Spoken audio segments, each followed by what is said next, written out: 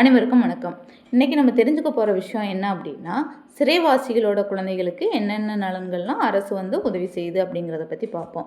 சிறைவாசிகள் அப்படின்னா யார் அப்படின்னா, ஏதாவது எஃப்ஐஆர் பதிவு செய்ததுக்கப்புறம் விசாரணை கைதியாக ஜெயிலில் இருக்கவங்க, இல்லை தண்டனை வழங்கியதுக்கு பிறகு நிரந்தரமாகவோ ஒரு ஆயுள் தண்டனை கைதியாகவோ, இல்லை ஒரு குறிப்பிட்ட ஆண்டு வரை சிறையில் இருக்கணும் அப்படிங்கிற நிபந்தனையோட இருக்கக்கூடிய சிறைவாசிகளோட குழந்தைகளுக்கு என்னென்ன நலன்கள்லாம் இருக்குது, என்னென்ன உதவிகள்லாம் நம்ம அரசிடமிருந்து பெறலாம் அப்படிங்கிறத பற்றி பார்ப்போம். அதாவது சிறைவாசி சில பேர் இந்த மாதிரி தவறுகள் பண்ணிவிட்டு சிறைச்சாலை போயிட்டாங்க அப்படின்னா, அவங்களோட குடும்பத்துக்கு என்ன மாதிரி ஹெல்ப் வேணும் அப்படின்னா ஹெல்ப் பண்ணலாம் அப்படின்னா, அவங்க குழந்தைங்க படிக்கிறதா இருக்கட்டும், இல்லை அவங்களுக்கு ஏதாவது ஒரு கல்வி உதவித்தொகையாக இருக்கட்டும், இல்லை எனி ஹெல்ப் நம்ம ஆல்ரெடி பார்த்த மாதிரி 1098க்கு கால் பண்ணி குழந்தைகளோட இலவச தொலைபேசி எண் 1098 அவங்களோட உதவியை நம்ம நாடலாம்.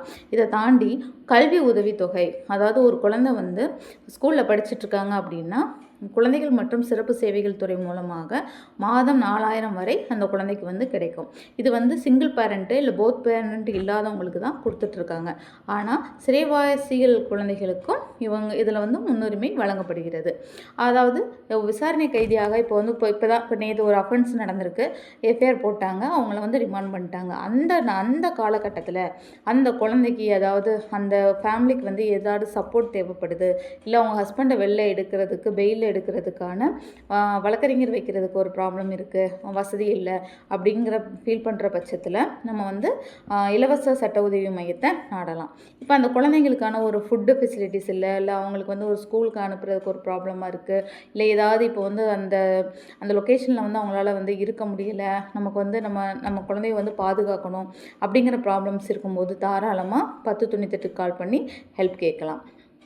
அது சிறை தண்டனை வாங்கினவங்க மட்டும்தான் கல்வி உதவித்தொகைக்கு அப்ளை பண்ண முடியும். சிறைவாசியாக கன்விக்ஷன் ஆகி அங்கே இருக்கவங்களுக்கு மட்டும்தான் இந்த ஸ்காலர்ஷிப் கவர்மெண்ட் கொடுக்க முடியும்.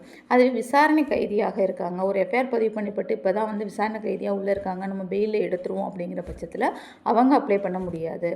தண்டனை நிரூபிக்கப்பட்டு குற்றம் நிரூபிக்கப்பட்டு தண்டனை வழங்கப்பட்ட சிறைவாசிகளோட குழந்தைகளுக்கு கல்வி உதவித்தொகை வழங்கலாம். மற்றபடி இப்போ கேஸில் இப்போ உள்ளே போயிருக்காங்க, பெயிலில் எடுக்க போகிறோம், அதுக்கு எதுவும் ஹெல்ப் வேணும், இல்லை அவர் இல்லாத காலகட்டத்தில் குடும்பத்தை ரன் பண்ண முடியலை, அதில் ஏதாவது குழந்தைகள் ஸ்கூல் போக இல்லை சாப்பாட்டுக்கு இல்லை எதுக்காவது கஷ்டப்படுறாங்க அப்படின்னாலும் நம்ம தாராளமாக 1098க்கு கால் பண்ணலாம். அதனால் உங்கள் குடும்பத்தில் யாராவது ஒரு ஒரு சின்ன ஒரு ஊர் கேஸ்லேயோ இல்லை அக்கம் பக்கத்து சண்டையில் இந்த மாதிரி சிறைச்சாலைக்கு போயிட்டாங்க அப்படின்னா, அவங்களோட குழந்தைங்க ஏதாவது சஃபர் ஆகிறாங்க, ஃபேமிலி சஃபர் ஆகிறாங்க அப்படின்னா, உமன்ஸ் லேடிஸ் சஃபர் ஆனால் 181க்கு கால் பண்ணி ஹெல்ப் கேளுங்க.